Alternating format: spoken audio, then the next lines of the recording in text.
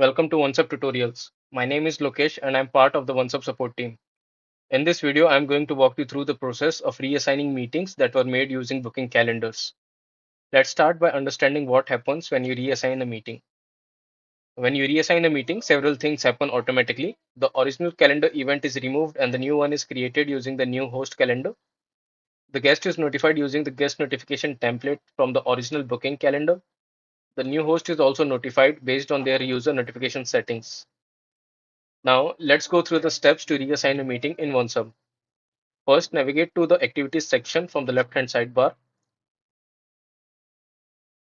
Then click on the meeting that you want to reassign. Select the Reassign option, and from the drop-down, select the team and the team member that you want the meeting to be reassigned to. On the next page, you will have the option to keep the original location for the meeting or select any of the location that is offered by the new host. Click on Reassign, and that's it. The meeting will be reassigned and all the relevant parties will be notified automatically. If you have any questions or need assistance, do not hesitate to reach out to our support team. Thanks for watching.